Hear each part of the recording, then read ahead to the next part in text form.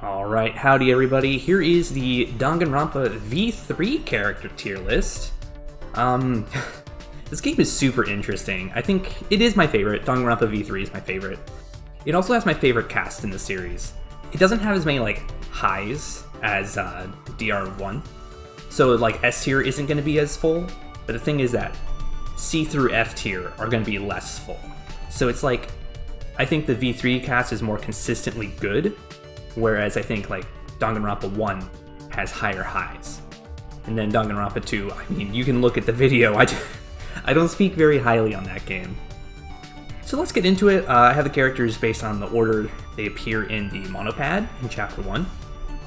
Oh, also, guys, this list is going to have spoilers in it. I hope I don't need to say that, but if you have not beaten V3 or watched a Let's Play, go away! This isn't for you. So we're starting with Cayey. I was so happy when the game started and we had a female protagonist, because the first two protagonists were men and extremely boring. I don't like either of them, even at the end of the game. They don't appeal to me, but Cayey's cool. She interacts in a more energetic way. She's also more of a character than Makoto, and Hajime, but especially Makoto. So that was a really nice change of pace. I like that a lot. What she did in Chapter 1 was tragic. It's probably the worst I felt over a character death. Maybe not number 1, but it's really up there. Cayey has such a dramatic impact on the story pre and post death, and seeing why she committed that murder it made sense. The sad thing is it made sense. And I hated seeing her go and being forced to play as a stinky guy. But being able to have Cayey's free time events in the post game made things even better, and I got to see more of her, which was nice. So it's kind of undeserved. I'm kind of pitching her up. I'm gonna put her in S tier. Having a good protagonist, even for a little bit, what a treat in Danganronpa. Or I don't know. Maybe the protagonists in Despair Girls are good. I don't want to play that game. Kurumi is a weird one. I think that she's cool for what she is. I like her design a lot. I like the way she speaks. And I like her gimmicks, and her free time events they're okay. They're over the top, but they're okay. My least favorite thing about her is the reveal in Chapter 2 that she's the Prime Minister of Japan. I think that's so stupid, and I did not care about that. I understand why she would kill, if that's true, but God, why did they do that? I think it's because it's a message about V3 and all the characters being more extreme because the show's gone on for 53 seasons and they're running out of ideas. But I still don't have to like it, you know? Everything else about her, though, is awesome. And her murder that she commits is near perfect. I don't know if people like her trial very much, but I think it was really good. It's so good. Still, probably a high B. Probably a high B. Kimiko's a funny character. Why is she built like that? Why does she sound like that? How is she Chiaki, voice actress-wise? I spent a lot of this game not liking her. Obviously, she grows after Chapter 3 because of her friends dying, but I still didn't like her very much. I don't know, I guess it's a personal thing. The only thing she has is that sometimes she says something that's funny, or I just look at her outfit and I laugh a little. Her insistence that magic is real is beyond annoying, and the fact that it doesn't really let up is obnoxious. She speaks and I'm annoyed, right? She's not the worst thing ever, but I didn't really enjoy having her around, and the fact that she's one of 3 survivors, I guess it makes sense since they did it, but I just feel like she's living on for 2 other people, but come on, look at all these characters. If you were to pick 3, would Himiko be one of them? Probably not for a lot of you. Top of D tier. Just the top. Dude, what the fuck? Maki is so cool. I love this character so much. She doesn't really do anything in the first 2 chapters, and then they're just like, okay, well, what if we just made her one of the most interesting characters? And then they did. And her free time events are cool, and how she acts makes sense. Seeing a killer in a scenario where they couldn't kill was interesting, but it's also not a focal point of her personality. It is who she is, and it's pretty clear that being an assassin was kind of all she had beforehand, but I think that V3 does its best to make her more than an assassin. Actually, they really try to make her anything but an assassin, which I thought was interesting. I did not expect her to live because the serial killer in the first game was a survivor. And then Pekko, who I'm counting as the closest thing to a serial killer in the second game, she is a blackened. So I'm like, okay, well, we complete the trio and we make her a victim. And then she lived, and I was happy about that, because she's cool. S tier above Cayey. She's really neat and I like her a lot. Woo, Tenko. Man, have you guys ever seen a picture of Tenko without the bow on her hair? She looks so plain. Like, I get that Tsumugi is supposed to be the generic one, but Tenko without the ribbon is ridiculous. Like, it also diminishes her profile, because like you identify her by the funny little spiral of bows or ribbons or whatever, and then it's just not there. But yeah, her character. She is sexist, but then they took Mahiru and then dialed it up to like 12, which I guess you can do that. I just don't really enjoy sexist characters very much. And I understand that it's like kind of for a reason, but even her free time events didn't really make me enjoy her that much. What she did for Himiko in Chapter 3 was... I appreciate that. I thought that was cool of her. Still doesn't do much for me, because I was just in the mood of I dislike this character. I do not want to interact with her. So when she died, I actually popped off, which I was going to say I've done that for another character on here, but there aren't any character tests I've popped off for yet, aside from Tenko. So yeah, she's annoying. I didn't really enjoy her. I get that she does cool things, but she's not my kind of character. She's probably my least favorite character in the game. Next is Smoothie the Mastermind. Yeah, wow, what a boring character. She does nothing for 5 straight chapters. That's like, what, 30 plus hours of doing nothing? 30 plus hours of standing around when it could have been somebody else? It's really annoying. I get the point is that she's plain, so you're not supposed to expect her as the mastermind. Or maybe you are. I just thought she was so boring that they would make it somebody I care about. And I really wish they made the mastermind somebody I care about, so I felt a feeling. I felt any sort of emotion when we learned that the mastermind was somebody amongst the group. But no, it was Tsumugi. And I was like, okay, cool. I don't have to feel anything, because I don't enjoy this character. She's kind of nice. She's kind of a nerd. She's kind of a lot of things. That's the point, right? She's quote-unquote generic, even though she has a cool ultimate ability. She never uses. Well, except to explain to the cast that they're all fictional characters. But they're in a video game, so that makes them double fictional. Who cares? She does nothing. I don't really like her. D tier below Himiko. Angie Yunaga. This character is a combination of do I like them and do I appreciate them? Angie is a character I appreciate because I hate her so much. Chapter 3 before the investigation is such a slog. Not in the bad way. I mean, they build it up perfectly. The divide they make in the students is amazing. And I really enjoy how they decided to split it up, who goes with what group, and it makes sense. It all makes sense. Angie being at the center and being annoying about it is perfect. Unfortunately, she is too good at being annoying, and that really gets on my nerves. I was so happy when she died. Both of the victims in Chapter 3, I was genuinely elated when they passed away. Because they're fictional characters. I don't have to care if they die, they're just... them dying makes my media more fun.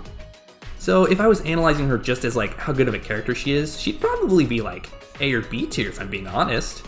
Unfortunately, I really hate her. So she goes in D tier. Also, the thing with Atua is really cool. Like, does she believe in this guy? Does she believe that the voice in her head is Atua? Does she hear a voice in her head? Or is she just manipulating people under the pretext of a god that only she can perceive? It's an interesting question. Yes, Miu Aruma. What a character. I like her design a lot. Voice actress, I forget her name, but she's like 60? Holy shit. I should actually say that everybody on this screen has a great voice actor or actress. They did an amazing job for all these characters. Miu's just the first time I'm bringing it up. It brings the character to life, and I feel like I know a lot more about them. And that's not just because of the voice acting for Miu, it's because she tells you everything. And I just think it's really funny. Her self-obsessed nature is kind of comedic. Sometimes it's annoying for some characters, but I think it's funny on Miu. I think it works really well. I think it's really funny that she falls apart when you make fun of her. Like, come on. She's got all that, and then she breaks down when Himiko's like, haha, you're a nerd. Virtual World itself is really cool. I enjoy Chapter 4 a lot. So learning about how she planned to commit murder and then was murdered, really cool. I really enjoyed how she impacted the story. And I'm glad she got to stick around for 4 chapters. That's really cool. I'm gonna put her in A tier. Big fan. Okay, we are halfway through, and next is Shuichi, the real protagonist. I was really mad at Shuichi at first for not being Cayey, which, first of all, is not his fault. And second of all, I blame Team Danganronpa. How dare you? I wanted to play as a girl, a cool girl, and Cayey was cool and a girl. Shuichi, it takes a while for Shuichi to grow on you. Well, For me personally, it took a while for Shuichi to grow on me, because again, I was mad at him. But the way that they do this protagonist is really interesting. He has more character than Makoto and Hajime, just like Cayey. I think what they did with him was really cool, really fun. Kyoko from the first game was extraordinarily confident, and even when she wasn't, she didn't act like it. So she was great at holding your hand as a player, and directing you towards the right thing. Shuichi doesn't have somebody like that. There are people close to him. Though, like Maki helps a lot during trials. Kokichi, ironically, is a big help. He really loves to drive the conversation.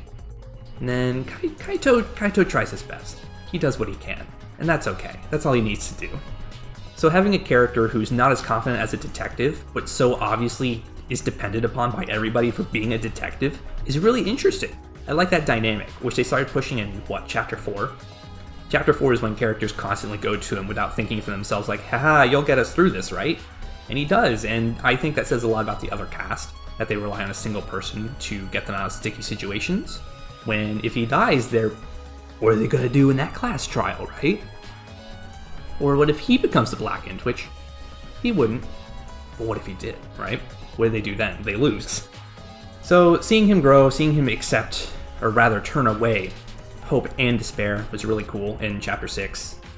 So I'm actually going to put him in A tier, above Miu, which is funny. We have both of the protagonists way up here, whereas in the first two games I put him in C tier, both of them I think. Kaito Momoda, Luminary of the Stars. I think he is super annoying for most of the game. The way he treats you as a sidekick, super annoying. The way that he acts like an impromptu leader, super annoying. The way he thinks he's always right, super annoying. In spite of that, he still has a lot of good character moments. His interactions with most of the cast, honestly. Like, obviously, yeah, Maki and Shuichi. But the other characters, and especially Kokichi, it's incredible. What he does in Chapter 5 really sets him apart from the others, in my opinion. Because he had to go through with so much. He had to squish Kokichi. That's a lot. And then he had to pretend to be Kokichi in an exisal for an entire trial. And his death is really satisfying. Like, I get it, he dies in an execution, but on his own terms to his illness. And the way that he trumps the killing game, thanks to Kokichi mostly, was really cool. So it does pitch him out of the lower tiers. I would put him at B tier, above Kurumi. Ryoma looks really unique amongst the other cast because he's so much shorter. He's got like these big eyes with like black pupils but no iris, and also the funny beanie. He's cool. I like him a lot. He's a little over the top with his background, which applies to a lot of characters here actually. But despite how over the top it is, I think he's really enjoyable, and what he says in the main game, like the stuff you have to see, is really cool. I always looked forward to seeing him in story events. I didn't really spend free time with him. I prioritized other characters. But learning about his aspect on life was really fun, if not, depressing. I would say he brings a lot for a character that's only around for a short amount of time. I'll put him in A tier below Miu for being a cool guy. Rantaro is really cool. It's such a shame that they killed him first. It makes sense. It makes perfect sense. If I had to pick a first to go, it would probably be a character I didn't like. But from a storytelling perspective, Rantaro is really good. We've had a person with a mystery talent every game, but they survive and we reveal it late game. Like learning that Kyoko is the ultimate detective, which is obvious, in Chapter 5. Then we learn that Hajime is a transfer student, or the ultimate everything, depending on how you look at it. But then we have Rantaro, who dies Chapter 1, and we have no idea what he is. We eventually learn that he's the ultimate survivor, and was previously the ultimate adventurer. But the fact that they kill him before you see his lab or learn anything about him is tragic, but I like it a lot. It's tragic how his own advantage, what he got for winning the last killing game, is ultimately what killed him. He wouldn't have been around the library if he didn't have that map that he won.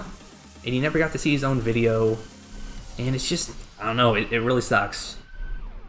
In his free time events, you learn why he's an adventurer and what he enjoys and all that. That was fun. It's not like the coolest thing ever, but it also does make me feel bad for him. His free time events are fun, he looks cool, and what we learn about him is interesting. I liked what I know about this character. Because he's not super fleshed out, I'll put him in B tier, above Kurumi. Yeah, that looks right, Next is Gonta. I think a lot of people like Gonta, right? Like, he's just a big, stupid person. I say stupid like it's a bad thing, but it makes him more innocent, especially because he grew up outside of society. Like, he tries his best, he wants to be the best gentleman, but he makes mistakes, and he looks unassuming, despite his size, because of his personality. So yeah, there are a lot of good points about his character, especially in Chapter 4. Seeing him break down, it did hurt a little bit, because I know he didn't deserve it. Well, he did. He didn't know that, though. He made a mistake. Despite all that, though, I can't explain it, but I hate caveman-type characters. Like, I despise them. And I wish I could explain why. You know, like, there's Gao in Final Fantasy VI. I hate that kid. I hate that little gremlin. What's his deal? I never use him. And then there's, like, Isla from Chrono Trigger. And it's a bigger deal to not use a character in Chrono Trigger because their cast is so small, but I just won't use her. I don't enjoy her. I don't like her. So, realistically, Gonta should be higher, but my hatred for caveman-type characters will put him in D tier. I recognize that he brings something to the table, which Kimiko does not. She's just kind of funny sometimes. Next is Nagito Ii. So Nagito Ii is... What can you say about this little guy? He's done it all. He's a manipulator, a liar, untrustworthy. He's just insane. He does push Gonta. He pushes Gonta to commit a crime, and then he dies for it, despite not even remembering it. That's insane. He's annoying to talk to. He puts the trials in all sorts of weird positions, trying to push them towards and away from the truth.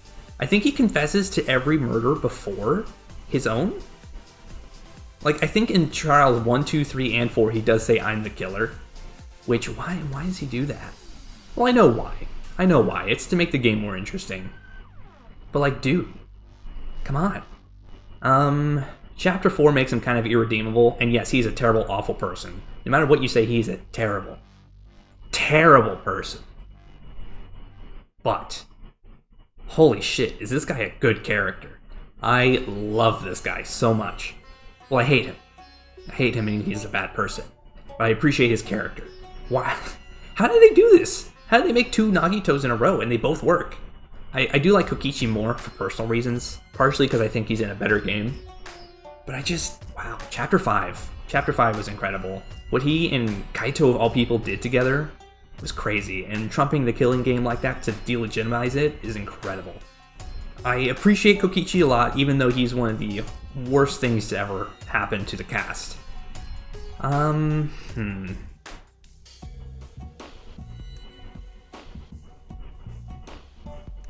Yeah, that looks right.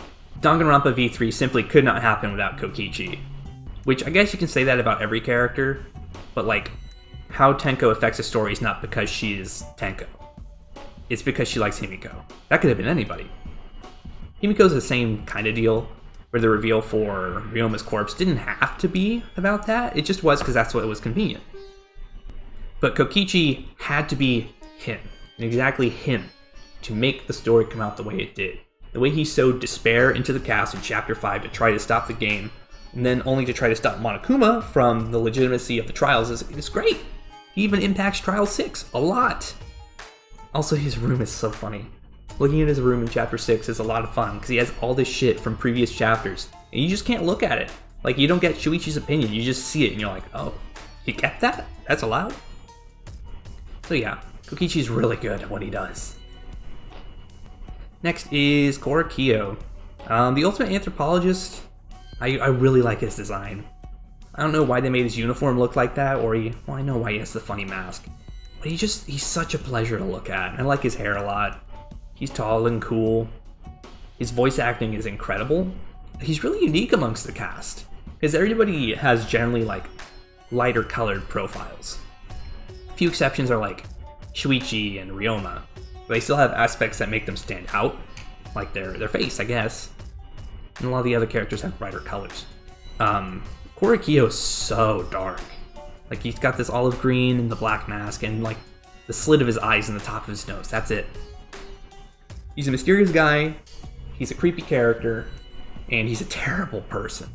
He's been killing how many women for his sister that manipulated him? That's crazy. He also committed a perfect murder. Like, there's no way you can pin Angie's murder onto Corakio, because anybody could have taken the sword and anybody could have followed that plan. It's just that he killed Tenko as well that we figure it out. I feel like he's a missed opportunity, because they should have made him the killer of Tenko. That makes sense. But then they should have tied somebody else to Angie, because I think there would be a really interesting dynamic if a Blackened survived. Like, if they just get to live with the group for another chapter. Even if he dies in the next chapter, which I think he would. But that would be something we haven't seen before. Kokichi's kind of different, because he manipulates Gonta into a murder, and the way he behaves is more like openly evil, I guess? Not that he's an evil person, but I think you get it. I can't really explain it, but Corakio's free time events, his behavior, his looks, what he enjoys and doesn't enjoy really clicks with me.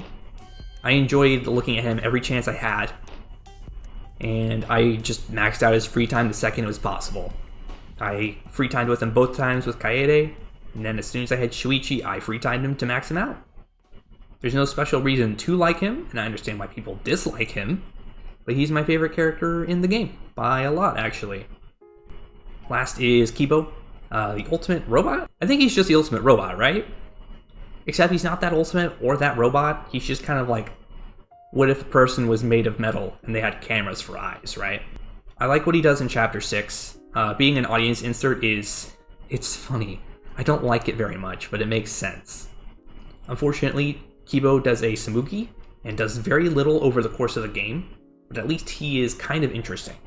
Like, I didn't dislike him when he was around, but I didn't particularly enjoy him either. He's a fine character. He doesn't really speak to me, he doesn't do anything wrong or bad, so I'm fine putting him in C tier. So that's the list. Like I said, V3 has my favorite cast. I think that S tier was a little bit fuller in the first game. I think it had like 4 or 5 characters in there. But there were also a lot of lower tier characters. So if I were to like remake the first game's tier list, I would probably add a D tier and put a lot of characters in there. So V3's characters have a higher average score, but I think that the first game has higher highs. And then the second game, they're just, the characters are there. So yeah, if you enjoyed this list, feel free to like and subscribe, I'd appreciate it. And I will get you more cool and objectively correct tier lists in the future. If you disagree with me for some reason, which you shouldn't, let me know below. Thanks for watching.